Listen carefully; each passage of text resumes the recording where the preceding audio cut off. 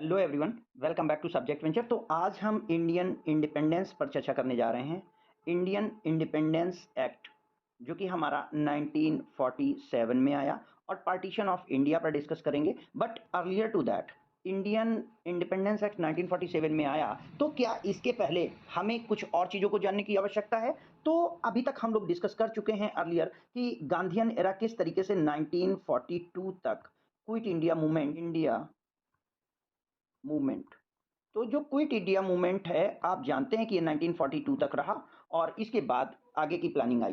तो क्या हुआ इसके बाद की प्लानिंग में, चूंकि हम 1939 से 1945 तक हमारा सेकेंड वर्ल्ड वॉर चला, सेकेंड वर्ल्ड वॉर रहा, इसके कारण हमारी सारी एक्टिविटीज उसी पर बेस रही। लेटर ऑन हमारा प्लान आता है लॉर्ड वेवल अनाउंसमेंट, जो कि 14 जून 1945 को हुआ। लॉर्ड वेवल के द्वारा किस तरीके की बातें की गई, किस विषय पर डिस्कशन किया गया, इस बात पर चर्चा करते हैं कि मेन प्रोविजन हमारे क्या थे, वेवल प्लान के मेन प्रोविजंस क्या थे।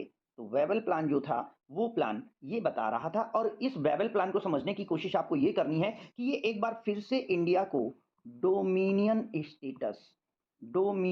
स्टेटस देने की बात कर रहे थे, यानी स्टेट अंडर कंट्रोल। तो इन्होंने कहा कि new executive council would be formed.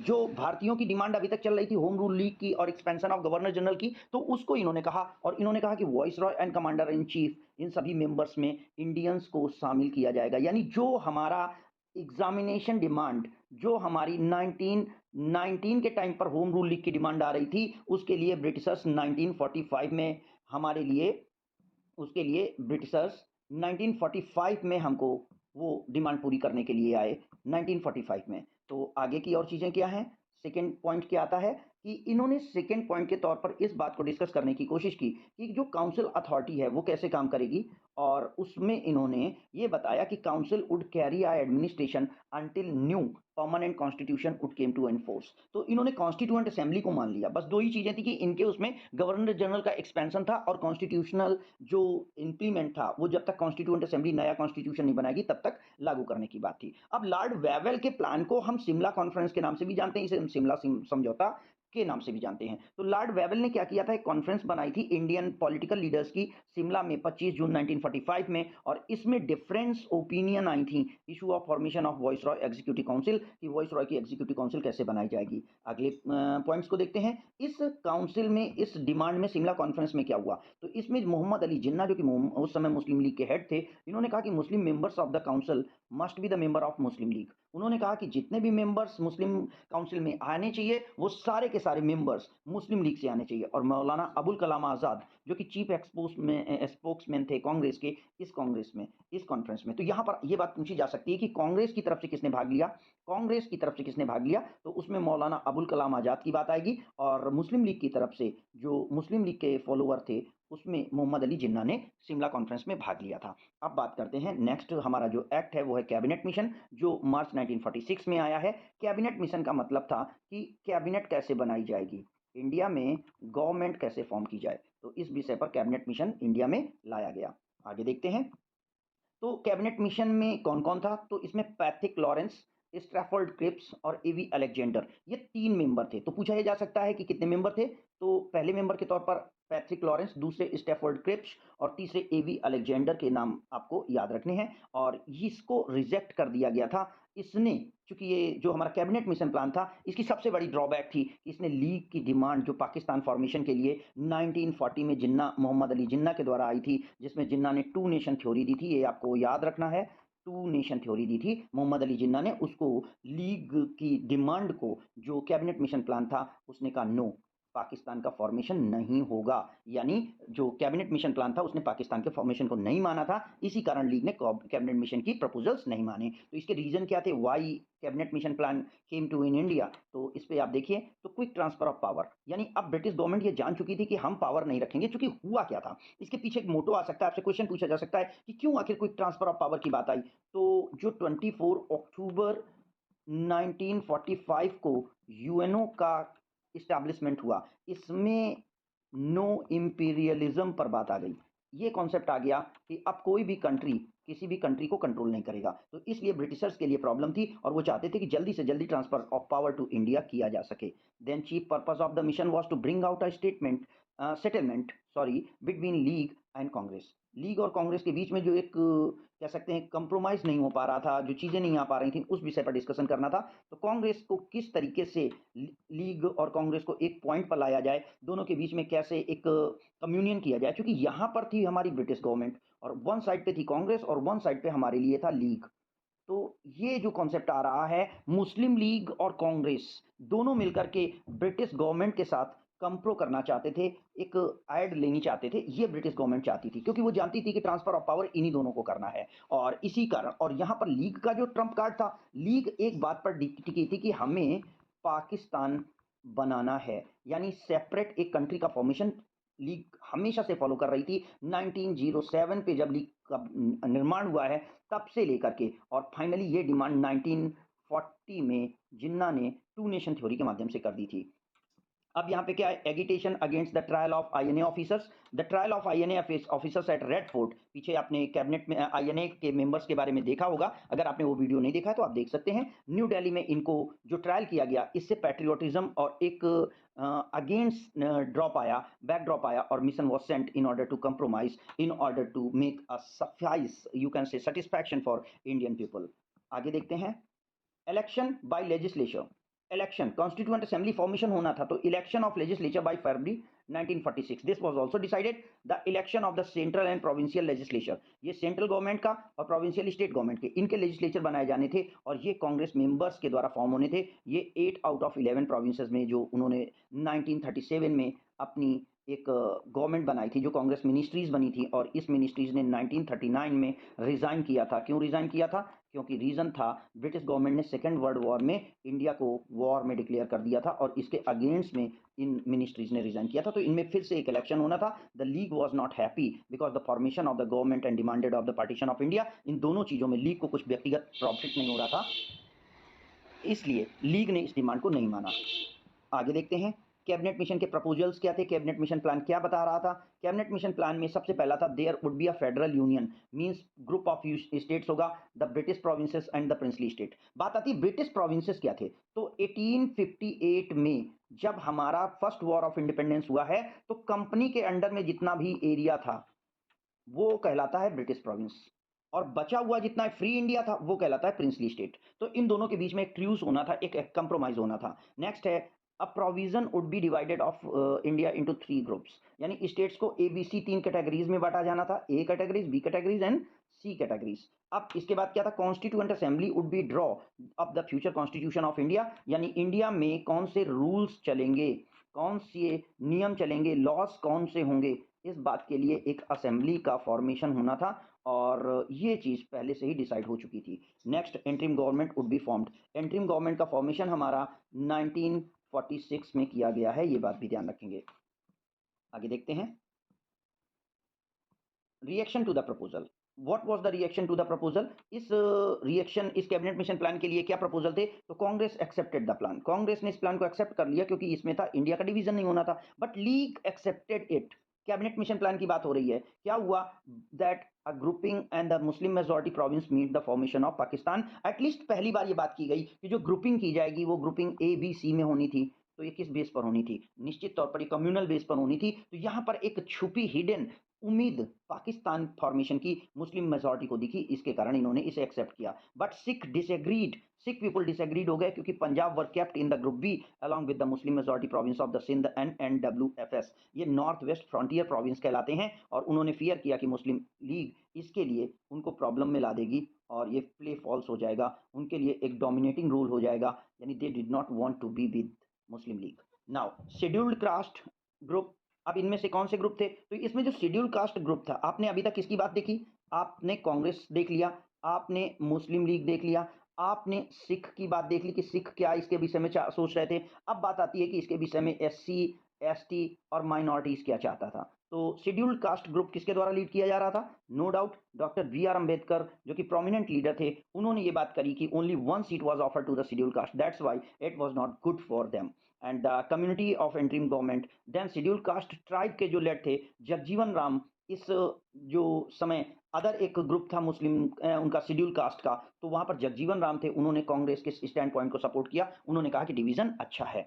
अब उसके बाद अगले आगे देखते हैं, constituent assembly and the formation of interim government, ये प्रोसेस इस कैबिनेट मिशन प्लान में आया। Election of the constituent assembly was held in the जुलाई 1946। तो कॉन्स्टिट्यूएंट असेंबली के इलेक्शन को आप ध्यान रखेंगे, और इसका प्रोसेस क्या हुआ कि ओवरवेलमिंग मेजॉरिटी 201 201 सीट कांग्रेस ने जीती, और ये कितनी सीटों में थी, इसमें से 389 सीट्स में से ये सीटें थी। तो ये एक ओवरवेलमिंग मेजॉरिटी थी, और इस मेजॉरिटी के ही कारण मुस्लिम लीग इस बात से बिल्कुल अलग हो गई, और कॉन्स्टिट्यूएंट असेंबली में ये मुस्लिम लीग को अच्छा नहीं लगा और उन्होंने इसको आउट वोट किया, मुस्लिम लीग यहाँ से हट गई। अब मुस्लिम लीग के द्वारा एक डे फिक्स कर दिया गया 16 अगस्त 1946। इसको आपको बहुत ज़्यादा इंपॉर्टेंटली ध्यान देना है, ये डायरेक्ट एक्शन डे के नाम से जाना गया। ये डे हमारा फॉर्मेशन ऑफ एंट्रीम गवर्नमेंट के पहले हुआ। Meanwhile the viceroy started discussion with Jawaharlal Nehru and Mohammad Ali Jinnah regarding formation of the interim government, Jinnah refuse to join interim government. इसके पहले कि ब्रिटिश सरकार इस बात को डिसाइड कर सकती कि कैसे हम आगे की सिस्टम को देखेंगे, कैसे हम ट्रांसफर ऑफ पावर देंगे, मोहम्मद अली जिन्ना ने इस बात को पूरी तरीके से नकार दिया,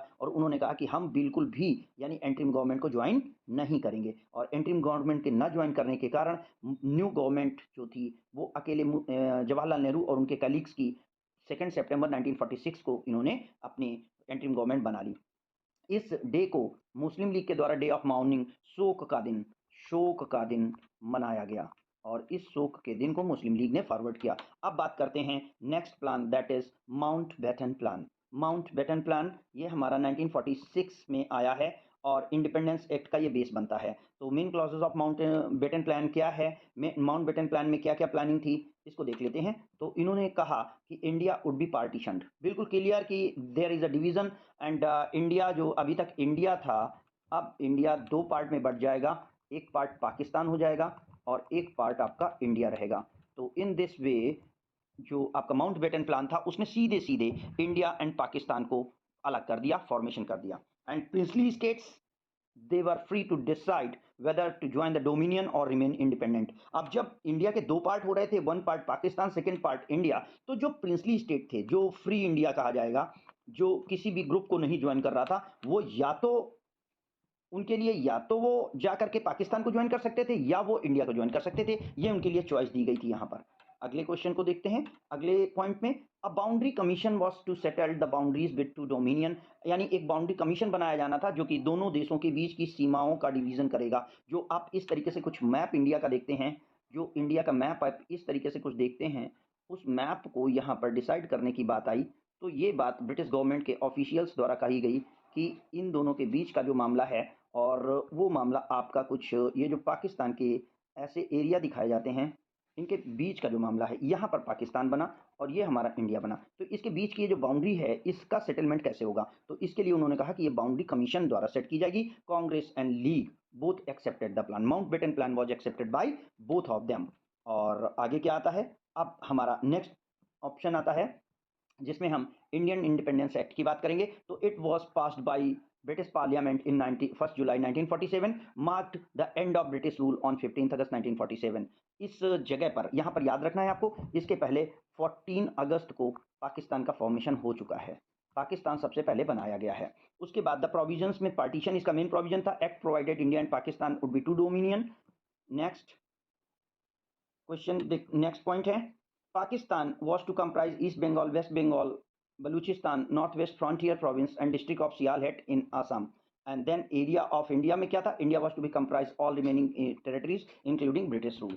नेक्स्ट पॉइंट हमारा यहाँ पे आता है कि कॉन्स्टिट्यूएंट असेंबली जो लॉ मेकिंग बॉडी थी, that was to separate constituent assembly in dominions. अब जब इंडिया एंड पाकिस्तान सेपरेट हो गए तो दोनों डोमिनियन सेपरेट कर दिए गए, and each would serve as a particular dominion of central legislature. जो कॉन्स्टिट्यूएंट असेंबली सेपरेट बनाई जाएंगी वो दोनों कंट्रीज के लिए अलग से लॉ मेकिंग बॉडी का काम करेंगी। प्रिंसली स्टेट्स जो फ्री स्टेट्स थे वो इंडिपेंडेंट रह सकते थे और उनके पूरे पावर उन्हीं के द्वारा एक्सरसाइज किए जाने थे। ब्रिटिश अथॉरिटी वहाँ पर टर्मिनेट हो चुकी थी, यानी अब ब्रिटिश का वहाँ पर कोई रोल नहीं था। Abolition of the office of Indian secretary, office Indian secretary का ऑफिस पूरी तरीके से अब डिसॉल्व कर दिया गया था। अगला है कि जो हमारे गवर्नर जनरल हैं, गवर्नर जनरल जो थे, each dominion have different governor general, अलग से उनको अपना एक गवर्नर जनरल अपॉइंट करना था। अब उसके बाद हम बात करते हैं कि जनरल कॉन्स्टिट्यूएंट असेंबली की जो कॉन्सेप्ट है उस कॉन्सेप्ट को देखते हैं। तो वहाँ पर क्या चीज़ें आती हैं हमारे साथ, general as a constituent head would work according to the wishes of the minister, जो हमारी वर्किंग है वो विशेस ऑफ मिनिस्टर के अकॉर्डिंग चलनी थी। Then division of the assets and army, इसके लिए एक बाई लॉज फॉर्म किया जाना था।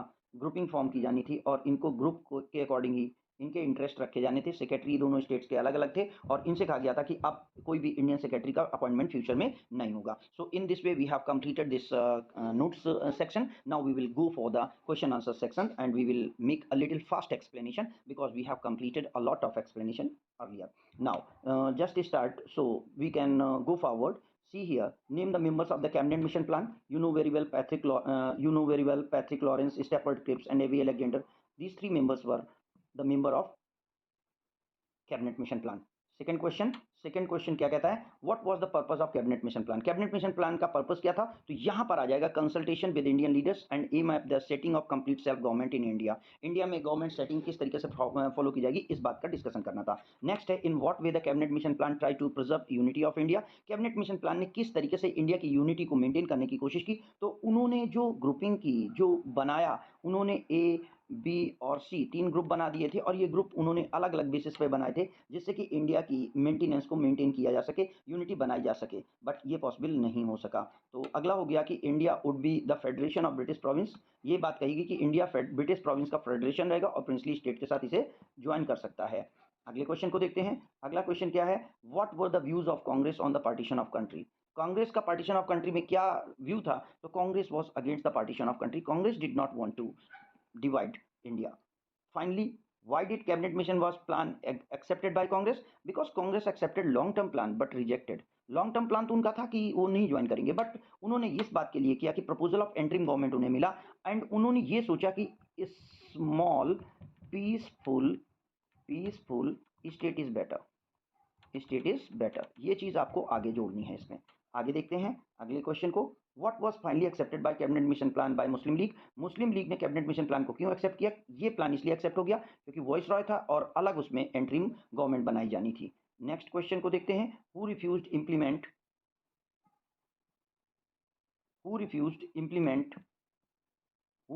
implement of the interim government as proposed by the cabinet mission plan. तो Viceroy refused to implement interim government as a plan proposed by cabinet mission plan. Viceroy ने इस बात को पूरी तरीके से रिफ्यूज कर दिया था कि हम interim government को ही कैबिनेट मिशन प्लान में गवर्नमेंट नहीं बना देंगे। Who replaced Lord Wavell in the Viceroy as a Viceroy of India? Then Lord Mountbatten replaced Lord Wavell as a Viceroy of India. Next question है, name the British viceroy. British viceroy कौन था, Lord Mountbatten was the British viceroy of India. Next, when did Lord Mountbatten assume his office as a viceroy of India? तो Lord Mountbatten जो थे वो 24 मार्च 1947 को India को join करते हैं। इस डेट को आपको याद रखना है। Next, what was the state about princely state in Mountbatten plan. Mountbatten plan में प्रिंसली स्टेट्स का क्या लोकेशन था, उनका क्या लोकस था, तो इस विषय पर लिखा हुआ है कि Mountbatten plan stated that the princely state would have option to join dominion or out of either India and Pakistan. दोनों से या तो बाहर रह सकते हैं या ज्वाइन कर सकते हैं। To whom the power was to be transferred according to Mountbatten plan. According to Mountbatten plan, the transfer of power of India could be on the basis of the partition. Power would be transferred one whole or more state. उन्होंने कहा था India and Pakistan अलग अलग रहेंगे और अलग अलग countries को हम पावर ट्रांसफर करेंगे and this will be absolute and final. Next question है, when did British government introduce Indian independence bill. This was introduced in 16 July 1947 in British parliament. आपको ये डेट याद रखनी है। Who stated that about Indian princely state Indian independence act. In Indian independence act princely states were given choice to join dominion or remain independent. This was privilege given to the princely state in Indian Independence Act. Now short question answers. First question is that what way outcome general election of 1945-46 strengthen Muhammad Ali Jinnah demand for the Pakistan. So Jinnah's demand for the making of Pakistan general election in 1945 and 46 because Muslim League could not form the government in any province and despite all his victories in election. ये main चीज outcome थी और इसी के कारण जो league थी उसने सेपरेट स्टेट पाकिस्तान की डिमांड को अपना स्ट्रांगली स्टैंड में रखा। नेक्स्ट है, name 3 ministers of the British government that were concern with the cabinet mission plan. तो sir Patrick Lawrence, Secretary of State, Stafford Cripps, President of Board of Trade, A.V. Alexander, the First Lord of Admiralty. These were 3 members. Next, 2 proposal of Wavell Plan. Wavell Plan के 2 proposal क्या हैं, तो Executive Council का enlargement and Hindu Muslims unity का expansion and commissioners would live in India, represent Great Britain commercial and service personnel. This was proposal given by Lord Wavell. And next long questions देख लेते हैं। सो यहाँ पर अब हम देखते हैं long questions. So long questions में फर्स्ट क्वेश्चन क्या आता है, state 4 clauses of cabinet mission plan 1946। very important question, very important question for you all। Federal union, first of all cabinet mission plan stated that India would be a federal union. Federal union of British province बनेगा, India state में रहेगी। Union government, central government should deal the following subject as a foreign affairs, defence and communication. These subjects were treated by cabinet mission plan as a central government plan. Next, constituent body, constitutional assembly की एक body रहेगी और ये body union constitution बनाएगी। इसमें 389 members थे, जिनमें कि प्रोविंसली स्टेट से 296 मेंबर्स का इलेक्शन होना था और प्रिंसली स्टेट्स के द्वारा 93 सीट्स का रिजर्वेशन दिया गया था। प्रोविंशियल ऑटोनॉमी थी ये, प्रोविंशियल गवर्नमेंट ये पूरी तरीके से अपने सब्जेक्ट्स पर ऑटोनॉमी रखेंगी other than union subject. Union subject में जो ट्रेड, कॉमर्स एंड डिफेंस को रोका गया था या फॉरेन मामले रोके गए थे, उन सब के बारे में इसमें डिस्कशन रुकना था। नेक्स्ट था ग्रुपिंग ऑफ प्रोविंस, जितने भी प्रोविंस थे उनको ABC में प्रोविंस में मेंटेन कर दिया गया था और इनमें था कि every province would determine the subject to be taken in common. Next question को देख लेते हैं। अगला क्वेश्चन है, how did Congress and Muslim League respond to the cabinet mission plan. Cabinet mission plan के लिए कांग्रेस और मुस्लिम लीग ने कैसे रिएक्ट किया। So Congress accepted the proposal of reservation because only plan of the scheme which deal with the constitution making. Cabinet mission plan में कांग्रेस ने केवल constitution making के प्लान को कंसीडर किया था and constituent assembly as a sovereign body drafting the constitution. उन्होंने कहा कि कॉन्स्टिट्यूएंट असेंबली एक सॉवरेन बॉडी के तरीके यहाँ पर रहेगी। नेक्स्ट क्वेश्चन था, Congress wanted to grouping the province as optional not compulsory. League's claim because it had alone the right to nominate all its member to the executive board. Congress ने इस बात का पूरी तरीके से विरोध किया था। नेक्स्ट क्वेश्चन आता है, मुस्लिम लीग।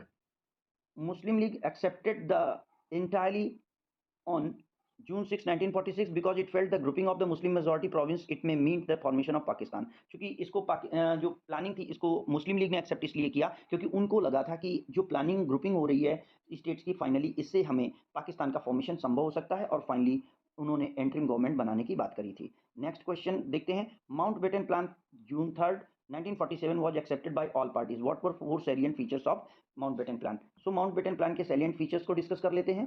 पहले फीचर्स के तौर पर है कॉन्स्टिट्यूएंट असेंबली फॉर्मेशन होना था। तो existing constituent assembly would continue to work with the constitution framed, it would not apply to Pakistan. उन्होंने कहा कि प्रेजेंट में जो कॉन्स्टिट्यूएंट असेंबली है वो इंडिया के लिए कॉन्स्टिट्यूशन फ्रेमिंग का काम करेगी और ये कॉन्स्टिट्यूशन हमारा ब्रिटिश गवर्नमेंट में आगे लागू नहीं होगा। नेक्स्ट देखते हैं, separate constituent assembly. Constituent assembly को सेपरेट एक पार्ट रखना था, एक those part which decided the favor of partition। Princely states condition क्या थी, treaties of the princely state would end. अब सारी ट्रीटीज समाप्त हो जानी थी and they would join either of the dominion status और remain independent. This was special privilege given to the princely states. Boundary commission was to be formed in order to decide the boundaries between 2 states। And next provision, division of country, India was to be divided into Pakistan and India, this was very clear। Next question है, how did Lord Mountbatten plan solve the communal problem existing India. इसे हम long question के तौर पर देखेंगे, तो आगे देखते हैं। Lord Mountbatten came to India as a conclusion that India was only that partition was only solution to the communal problem in India। So he, in his plan, he proposed that India would be divided into 2 dominion status, princely state would be free and they will have to choose that they will join or resort to independent। Next, plebiscite। एक plebiscite का मतलब होता है जनमत कराना, election कराना। Would be held in north waste frontier province to ascertain their choice to be dominion. यानी NWFP जो एरियाज थे वहाँ पर एक कह सकते हैं जिसे लोकमत कराना, इलेक्शन कराया गया। एंड नेक्स्ट है, province of Assam, Bengal and Punjab would be divide boundaries and delineated। So in this way we have finished this chapter and if video is helpful kindly like, subscribe and share it and later on we will meet in next video।